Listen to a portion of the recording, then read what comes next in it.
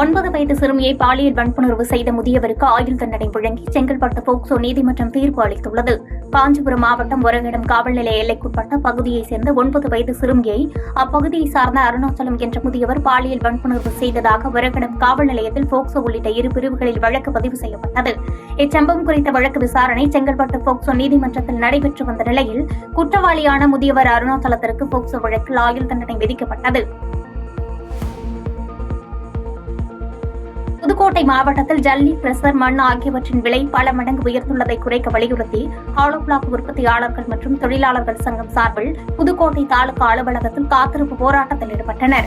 விலைவாசி உயர்வால் hollow block தொழில் மிகவும் பாதிக்கப்படுவதாகவும், மேலும் 3000க்கும் மேற்பட்ட குடிசை தொழிலாளர்களின் வாழ்வாதாரமும் கேள்விக்குறியாகும் சூழ்நிலை உள்ளதாக வேதனை தெரிவித்ததோடு தங்களது வாழ்வாதாரத்தை கருத்தில் கொண்டு விலையேற்றத்தை குறைக்க வேண்டும் என்று கோரிக்கை வைத்தனர்.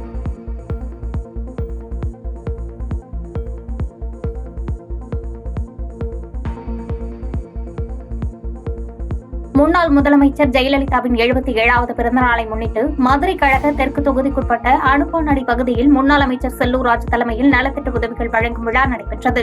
இதில் சிறப்பு விருந்தினராக கலந்து கொண்ட முன்னாள் அமைச்சர் செல்லூர் ராஜ் பொதுமக்களுக்கு நலத்திட்ட உதவிகள் வழங்கியதோடு, ஜெயலலிதா உயிரோடு இருந்திருந்தால் இன்றைக்கு பெண்களுடைய முன்னேற்றம் மிகப்பெரிய அளவில் உயர்ந்திருக்கும் என்றும், மக்களை தேடி மருத்துவம் ஆரம்பித்து மருத்துவமனையில் மருந்துகள் இல்லாமல் உள்ளது என்று செல்லூர் ராஜ் விமர்சித்தார்.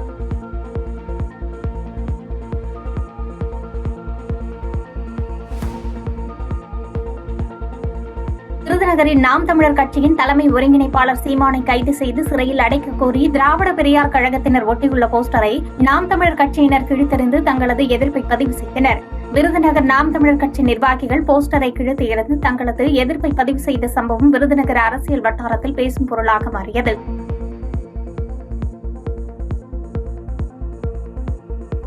திண்டுக்கல் மாவட்டம் பழனி மலைக்கோவில் மின் இழுவை ரயில் நிலையத்தில் நின்றிருந்த பக்தர்கள் வரிசையில் பாம்பு ஒன்று புகுந்ததால் பக்தர்கள் அலறி அடித்து ஓட்டம் பிடித்தனர். தகவல் அறிந்து அங்கு சென்ற தீயணைப்பு வீரர்கள் பாம்பை பத்திரமாக பிடித்து அடர்ந்த வனப்பகுதியில் விட்டனர்.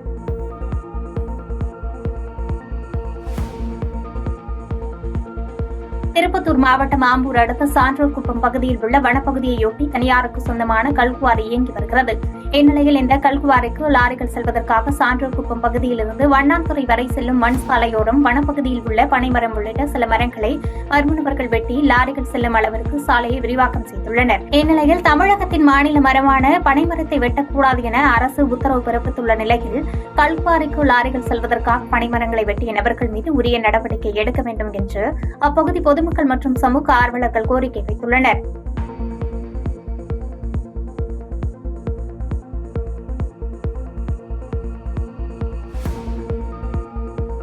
திருப்பூர் மாவட்டம் பல்லடம் அருகே பள்ளி மாணவர்களை ஏற்றி சென்ற ஆட்டோ சரக்கு வாகனம் மீது மோதி விபத்துக்குள்ளானதில் ஆட்டோ ஓட்டுநர் மற்றும் 2 மாணவிகள், ஒரு மாணவர் உட்பட லேசான காயங்களுடன் உயிர் தப்பினர். காயமடைந்தவர்கள் மருத்துவமனையில் அனுமதிக்கப்பட்டுள்ள நிலையில் விபத்து குறித்து பல்லடம் போலீசார் விசாரித்து வருகின்றனர்.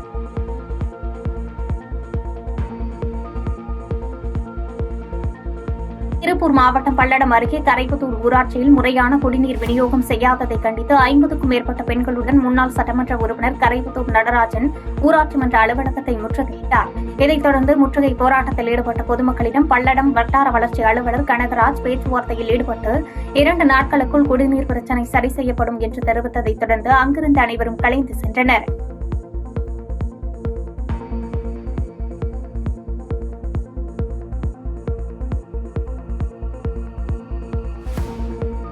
கோவை மாவட்டம் கோவில்பாளையம் அருகே வழிகம்பாளையத்தில் முன்னாள் ஐடி நிறுவன பொறியாளர் வீட்டில் 100 சவரன் தங்க நகைகள் கொள்ளையடிக்கப்பட்ட வழக்கில் மத்திய பிரதேசத்தைச் சேர்ந்த 5 பேர் கைது செய்யப்பட்டுள்ளனர். முன்னதாக போலீசாரின் பிடியிலிருந்து தப்பிக்க முயன்ற 2 குற்றவாளிகளுக்கு கால் முறிவு ஏற்பட்டது. மேலும் கைது செய்யப்பட்ட குற்றவாளிகளிடமிருந்து 25 சவரன் தங்க நகைகள் பறிமுதல் செய்யப்பட்டுள்ளது. தொடர்ந்து 5 பேரையும் போலீசார் நீதிமன்றத்தில் ஆஜர்படுத்தி கோவை மத்திய சிறையில் அடைத்தனர்.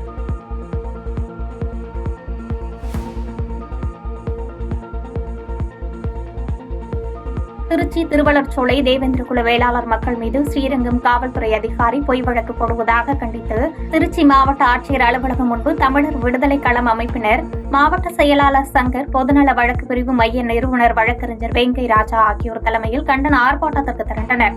ஆர்ப்பாட்டத்திற்கு காவல்துறை அனுமதி மறுத்ததைத் தொடர்ந்து ஆர்ப்பாட்டக்காரர்கள் மாவட்ட வருவாய் அலுவலர் ராஜலட்சுமியை சந்தித்து மனு அளித்தனர். ஒரு கண்டன ஆர்ப்பாட்டம் வச்சிருந்தோம். அந்த கண்டன ஆர்ப்பாட்டத்தில் இன்னைக்கு கலெக்டரை பார்த்து மனு கொடுக்க வந்திருக்கோம். என்னவென்றால் திருவள்ளூர்சோலை ஸ்ரீரங்கம் பகுதிக்கு உட்பட்ட திருவள்ளூர்சோலை கீழே தெருவில் போலீஸ் டெய்லியும் அராஜகம் பண்ணிக்கிட்டு விடிய காலையில் 20-25 போலீஸுக்கு மேலே தினமும் காலையில் 4:30 மணிக்கு மக்களை துன்புறுத்தி உங்கள்ட்ட ஏதாவது அருவா இருக்கா, துப்பாக்கி இருக்கா அப்படின்னு சொல்லிட்டு மிரட்டுறாங்க.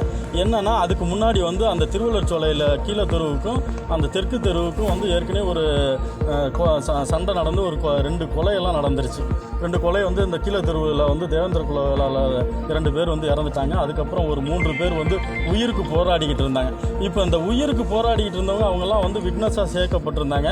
அந்த கொலை செஞ்ச குற்றஞ்சாட்ட குற்றவாளியெல்லாம் வெளியில் பெயிலில் வந்துட்டாங்க. பெயிலில் வந்ததுக்கப்புறம் இவங்களுக்கு தொடர்ந்து இந்த தொந்தரவுகள் இருந்துகிட்டு இருக்கு. நாமக்கல் மாவட்டத்தில் உள்ள நரசிம்ம சுவாமி திருக்கோயில் தெப்பத்தேர் திருவிழா நடைபெறுவதை முன்னிட்டு மாவட்ட ஆட்சியர் உமா, பாராளுமன்ற மாநிலங்களவை உறுப்பினர் ராஜேஷ்குமார், மேயர் கலாநிதி, மாவட்ட காவல் கண்காணிப்பாளர் ராஜேஷ் கண்ணா ஆகியோர் தெப்பத்தேர் திருவிழா நடைபெறும் இடத்தில் ஆய்வு மேற்கொண்டனர். தொடர்ந்து செய்தியாளர்களை சந்தித்த பாராளுமன்ற மாநிலங்களவை உறுப்பினர் ராஜேஷ்குமார், வருகின்ற 12ஆம் தேதி நாமக்கல் நரசிம்ம சுவாமி திருக்கோவில் தெப்பத்தேர் திருவிழா வெகு விமர்சையாக நடைபெற உள்ளதாகவும் அதற்கான பணிகளை ஆய்வு செய்ததாகவும் தெரிவித்தார். நடைபெறுவதற்கான பணிகளை, அடிப்படை பணிகளை செய்து தருவதாகவும் அவர்களும் உறுதியளித்திருக்கிறார்கள். ஆக 100 ஆண்டு காலத்திற்கு மேல் நடைபெற்ற இந்த தேர் திருவிழா மீண்டும் திராவிட மாடல் ஆட்சியில் நம்முடைய தமிழ்நாட்டினுடைய முதலமைச்சர் அவர்களுடைய ஆணைக்கிணங்க, துணை முதலமைச்சர் அவர்களுடைய அறிவுரைக்கிணங்க, இந்து சமய அறநிலைத்துறை அமைச்சர் அவர்களுடைய அனுமதி பெற்று இன்றைய தினம் வருகின்ற 12ஆம் தேதி அந்த தெப்ப தேர் திருவிழா சிறப்பாக நடைபெற இருக்கிறது என்பதை நான் தெரிவித்துக் கொள்கிறேன். அதற்கான பல்வேறு துறைகளை இணைக்கப்பட்ட இந்த ஒருங்கிணைந்த பணியும் நடைபெற்று வருகிறது என்பதை தெரிவித்தார்.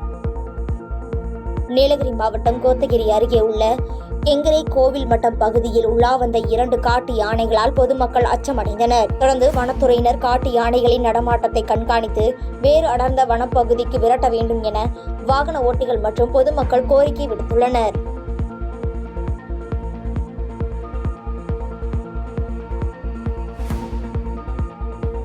விருதுநகர் மாவட்டம் திருச்சுழி மற்றும் காரியாபட்டி தாலுகாவைச் சேர்ந்த 150க்கும் மேற்பட்ட ரேஷன் கடை விற்பனையாளர்கள் பணிகளை புறக்கணித்து கடை அடைப்பு போராட்டத்தில் ஈடுபட்டதால் பரபரப்பு ஏற்பட்டது.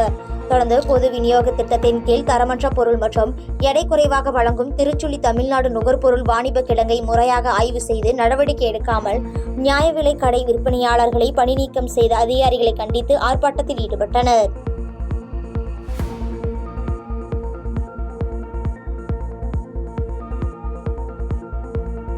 வேலூரில் சாராய வழக்கில் கைதான நபரின் மனைவி தனது குழந்தைகளுடன் மாவட்ட ஆட்சியரிடம் கண்ணீர் மல்க மனு ஒன்றை அளித்தனர்.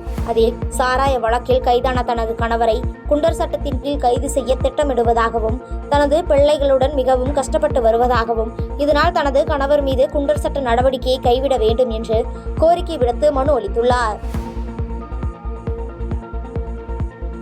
திண்டுக்கல் மாவட்டம் பழனியில் அங்கன்வாடி மையம் திறப்பு விழா நிகழ்ச்சியில் பழனி சட்டமன்ற உறுப்பினர் IP செந்தில்குமார் வரவேற்பதற்காக வைக்கப்பட்ட பட்டாசுகள் திடீரென சாலையில் தீப்பிடித்து எரிந்தது.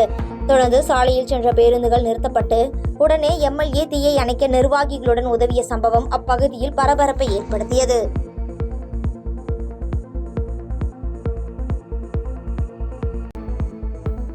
திண்டுக்கல் மாவட்டம் வேடசத்தூர் அருகே வரதட்சணை புகார் அளித்து 8 மாதங்கள் கடந்தும் காவல்துறையினர் நடவடிக்கை எடுக்காததால் இளம்பெண் தனது குடும்பத்தினரோடு காவல் நிலையம் முன்பு தர்ணாவில் ஈடுபட்டார். மேலும் அந்த பெண் மண்ணெண்ணெய் ஊற்றி தற்கொலை செய்து கொள்ளப் போவதாக போலீசாரிடம் வாக்குவாதத்தில் ஈடுபட்டதால் பரபரப்பு ஏற்பட்டது. எந்த நடவடிக்கை எடுக்க மாட்டேங்கிறாங்க. எந்த ஒரு நடவடிக்கை எடுக்கவும் மாட்டேங்கிறாங்க. எது கொடுத்தாலும் இன்னைக்கு போயிட்டு நாளைக்கு பா, இன்னைக்கு போயிட்டு நாளைக்கு பா,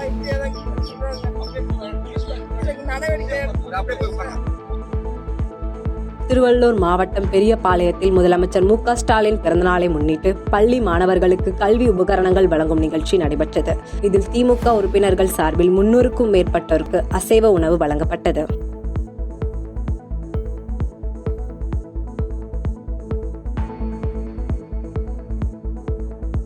கடலூர் மாவட்டம் சேட்டப்பாளையம் அருகே பன்றி பிடிக்கும் பணியாளர்களை மர்ம நபர்கள் தாக்கிவிட்டு மேலும் அவர்கள் வாகனத்தை சேதப்படுத்திய நிலையில் தப்பித்துச் சென்றனர். தொடர்ந்து தகவல் அறிந்து வந்த காவல்துறையினர் தப்பித்து சென்றவர்களை வலைவீசி தேடி வருகின்றனர்.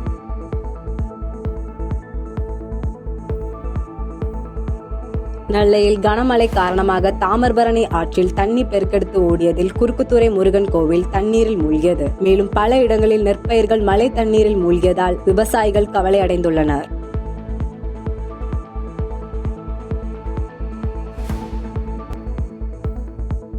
வேலூர் மாவட்டம் ஆட்சியர் அலுவலகத்தில் பொதுப்பாதையை ஆக்கிரமித்து உள்ளதாக கூறி 2வது முறையாக பாதிக்கப்பட்ட குடும்பத்தினர் தர்ணாவில் ஈடுபட்டனர். மேலும் வீட்டுக்கு செல்லும் பாதையை அடைத்ததால் சிரமத்தில் உள்ளதாக வேதனையை தெரிவித்த நிலையில் ஆக்கிரமிப்பு செய்தவர்கள் மீது நடவடிக்கை எடுக்க வேண்டும் என்று தெரிவித்தனர்.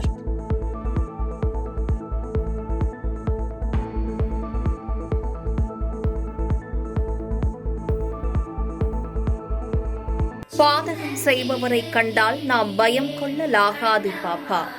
மோதி மிதித்துவிடு பாப்பா, அவர் முகத்தில் உமிழ்ந்து விடு பாப்பா. அண்மை செய்திகளை உடனுக்குடன் தெரிந்து கொள்ள இணைந்திருங்கள் எம் நாடு தொலைக்காட்சியுடன்.